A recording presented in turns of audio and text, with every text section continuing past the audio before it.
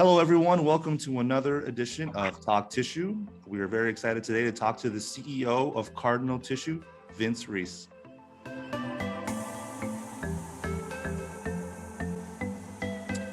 Vince, thank you so much for taking the time. I'm glad we were able to connect and get this interview going. How are you today? I'm doing fine, Brian. Thanks for having me. We're excited to talk to you. Obviously, you're one of the newer converters in the tissue industry for North America. And I'm sure some people are familiar with you, but not sure how many in the tissue industry and broader North America are familiar with you. We generally like to start going over some of the history of these companies. And could you share some of your history personally in the industry and some of Cardinal Tissue's history?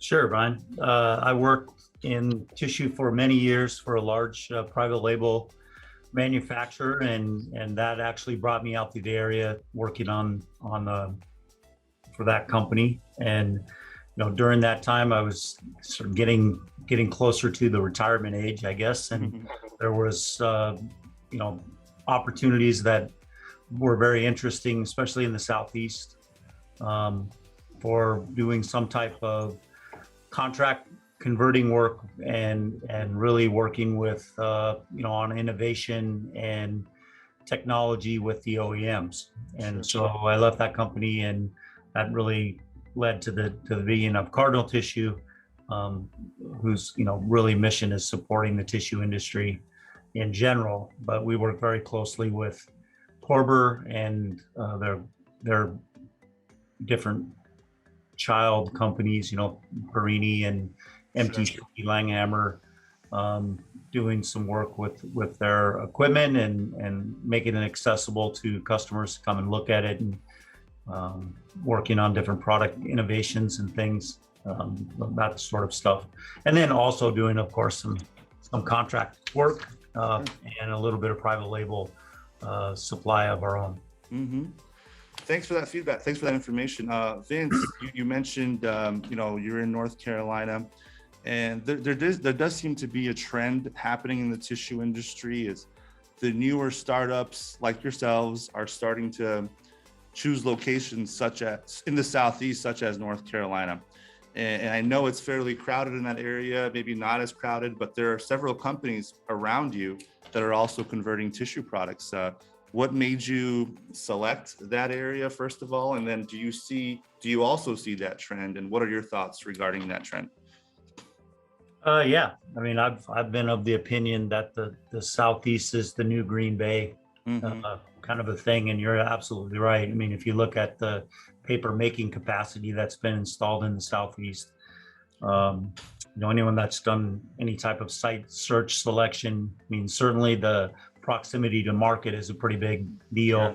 Eastern Seaboard, as transportation costs have increased over the years, having products that are getting produced closer to their kind of end landing spot is more and more important. And that's one of the things I noticed when we were starting to kind of think about doing this, is that I saw a lot of the bigger companies and the paper machines and that happening, but a lot of the tier one stuff and the support, roll covering, and you go to Green Bay, you see all kinds of small converters and all kinds of roll covering and embossing design, and that stuff kind of is starting to bloom down here as well. Sure. Yeah. So being right in the mix of it is, I think, that's where I want to be, I guess. Yeah, no, I think you made the right choice, obviously. And as you said, the supporting companies to the tissue industry are popping up. A lot of the suppliers are popping up down here in the South. I'm in Atlanta. I'm not too far away from you, but we are definitely starting to see a hub formed, if not forming, to grow even more. We did see a report. Green Bay Packaging recently put in a paper machine, and that was the first paper machine installed in 35 years in the Paper Valley, the Green Bay area. So that does tell you something. So a good point there. I obviously see the Cardinal behind you there on the wall. Cardinal Tissue is the name of the company. What made you go with Cardinal Tissue, and could you go over some of your product offerings as well while you're at it? Sure. I mean, being a contract converter, the initial, development of the Cardinal brand was really to have a control label so that we could provide samples and some packaging. The COVID really, because of necessity of having the packaging, we distributed the control brand because we had the packaging and people needed something. Sure. So, and we kept doing that. But we work on a lot of different innovations within just on the packaging side with with the OEMs and the packaging suppliers. The Cardinal itself is a state bird of North Carolina. Okay, I didn't know that. That's interesting. Yeah. I always associate it with the St. Louis Cardinals, but okay, Cardinals is a state bird of North Carolina. Yeah, I think it's a state bird in several states, and also it was my wife's idea, so it was a pretty good thing to get on board with. Yes. I think so. Your opinion matters. Yep. We got on the Cardinal side, we started with a kind of a regular 12-pack brick standard product, Cardinal label, premium type product. And we try to add some different innovations. In this case, I like that. we get some carrying handle stuff. On the premium side, we've got a Cardinal towel. They're kind of designed together as a family of products in the premium category. Same for napkins. We started doing folded products also last year and have napkin availability that we do in our control label, and then for some private label also. We work with some packaging folks on some paper wrap, of course, a lot of that now. That's nice. But a little bit different, I think, method of sealing. We can run this particular material at poly speed, which is pretty important for us, and it's durable enough to build into a Mega or DRP. We can add handles, do different things for that particular product. I saw on that paper packaging it said zero plastic. Is that your own label that you put on there, or is that an organization or a group? That's our own piece, just a way to show that it's got zero plastic inside or out. So it's not using an extruded plastic film for the sealing. It's or a heat activated glue, and it's becoming more and more popular. Any other sustainability and low carbon footprint products are important. So we spend a lot of time on that, not only in the outside but on the inside with hybrid sheets and different variations of recycled products and alternative fibers and putting different plies together. We've made some 3-ply towels and 2-ply, 3-ply, 4-ply bath, and different configurations to help satisfy that part as well. Is your paper wrapped product, is that in the market already? Is that out there available for customers? It is. We've had it in some retail. We did a lot of work. We actually had that product ready during COVID, and no one really was, they didn't really care. But as far as, they just wanted something. Absolutely. But it was an opportunity for us to have a kind of a captive audience as well. So we took advantage of that in order to get it out there and put it on some shelves to see kind of what the consumer response would be. Yeah, and good for you. How it handled and shipped and all that kind of stuff. Yeah, during COVID, obviously people didn't really have a choice. They got what they got. And so now that the choices have opened up, the sustainability play is definitely a key factor in people's decision making when they're buying their paper products, for sure. Yeah. That part about on the sustainability, I think that's a real focus of what we do as a company, using kind of tier 1 state-of-the-art best in class equipment, and even starting from the core, using the thin, lowest weight core that you can with the least amount of extruded glue and low glue solids or no solids, and lean wrap technology and no pallet, no corrugate, and it's all the way through to have the lowest footprint possible at the end state, right? Yeah, no, that's a good point. Not only in the materials, but also in the manufacturing part of it. Your machinery is the most efficient, the most modern. So obviously that also is a sustainability play as well. So that's a very good point. I wanted to get into, the future of Cardinal Tissue. You're a new company. I know you've already expanded quite a bit. You have a lot going on. What are the next 5 years look like for Cardinal Tissue? Any expansion projects? Any new products that we should know about? Well, we've got, a couple high-speed Constellation swing lines in play running here, as well as a napkin folded line. I mean, I think we'd like to introduce a high-speed facial type line. Okay.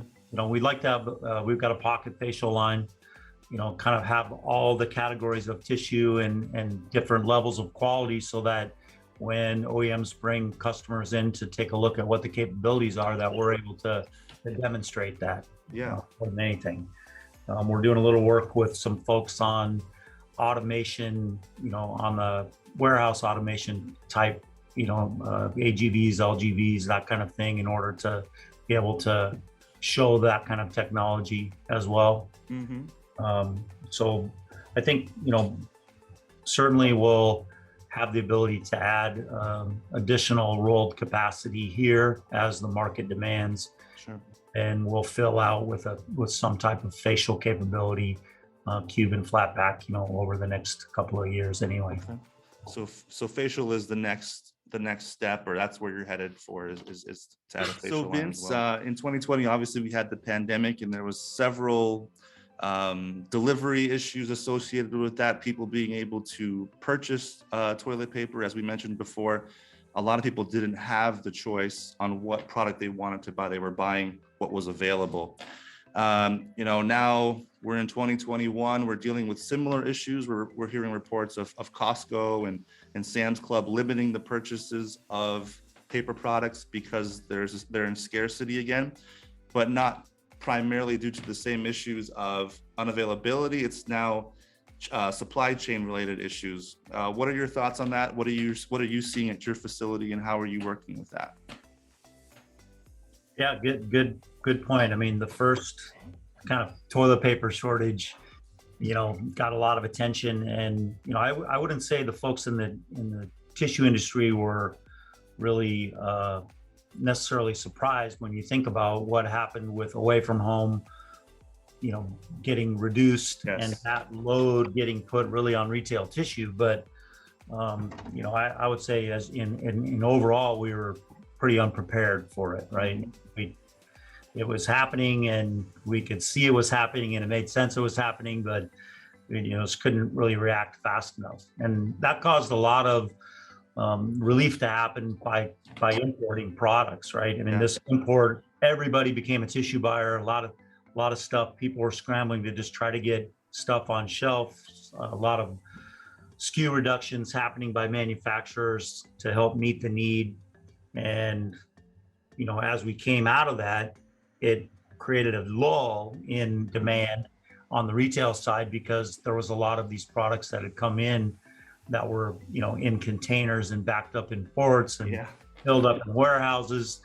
And so as we came out, retailers had to, struggle to get rid of that stuff or to get through the market. And I think for the most part, that stuff's out. There's some things that are different this time as it happens. And I think really there's a permanent shift in away from home to retail. I mean, even with people going back to work, there's a lot of people that aren't, just because they can not work from work, right? Mm-hmm. So fair to say there's probably more people working from home now and permanently from home than if we didn't have COVID, right? You're right. Yeah, those numbers have definitely shifted. Absolutely. So a couple things that are different this time as we enter is that the freight prices, both domestic and international freight, is ridiculous, right? I mean, so the getting international freight in, especially finished product and tissue, I think is more and more of a challenge to be cost competitive.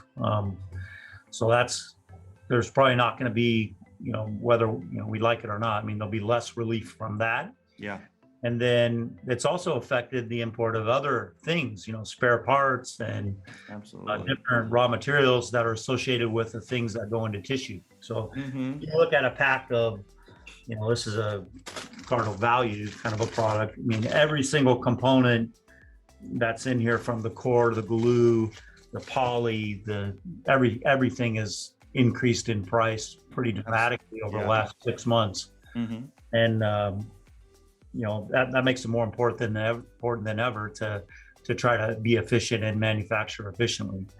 And then on the retail side, a lot of the buyers, they've done a lot of work during that lull to try to strengthen their supply chain with dual sourcing and different things that have given opportunities to other folks in the industry and small guys like me to help meet that need. But it's going to be challenging in the second one, and certainly there's the potential for it to be longer lasting for other reasons than what we had in the first time. Yeah, no, absolutely. Thank you for that information.